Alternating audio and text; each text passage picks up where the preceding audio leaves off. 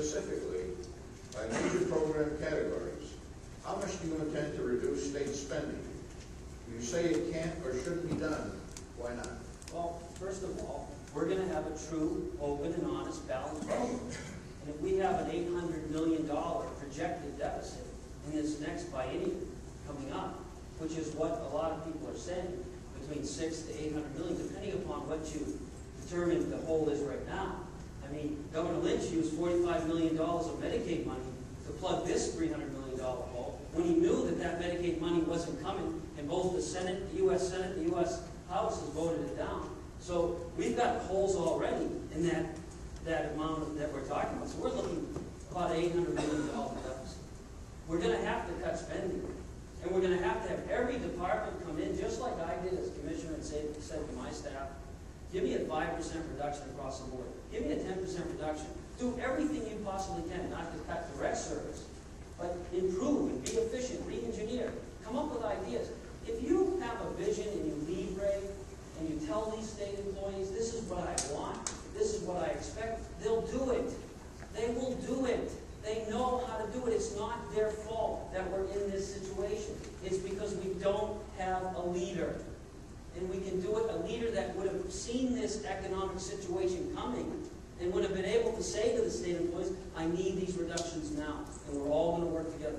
So, Ray, we're going to do it. And we're also going to fix the process of the budget. Open it up to the people. Because one way you do it is say, in a transparent budget, and I want to have to be the first governor to have the budget online. And I want people like you here, send me ideas.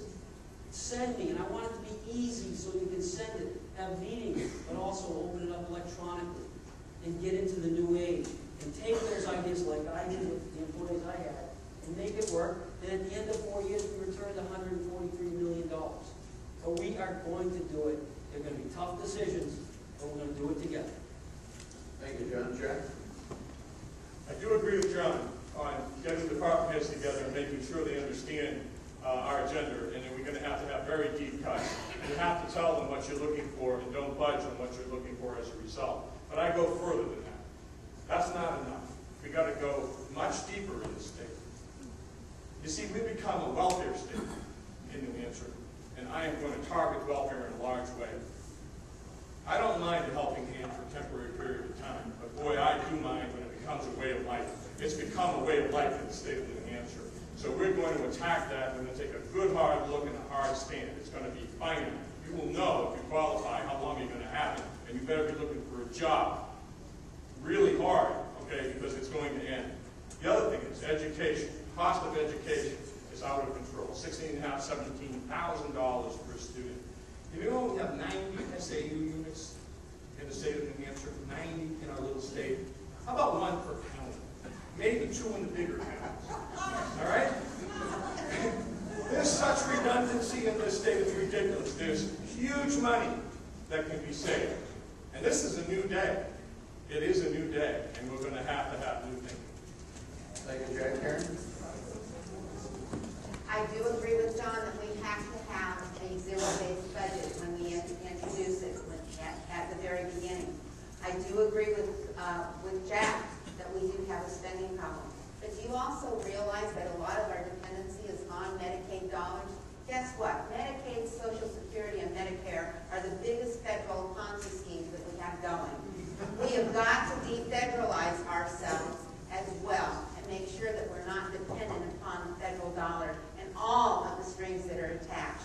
We should not be taking one-time stimulus money and then having those federal dollars or those strings that say that we have to continue it for 3 years beyond without any funding. Those are unfunded mandates. In the state of New Hampshire, we have a constitutional amendment that says that we are not allowed to pass on unfunded mandates to our city and our county, and yet we are in our towns, and yet we continue to do that. So there's places that we have to get ourselves under control. Thank you. Thank you, Karen. Frank? I agree with the former commissioner, but one thing I would say is you don't have to become governor to listen. There's a job in the state, there's $100 a year as a state rep.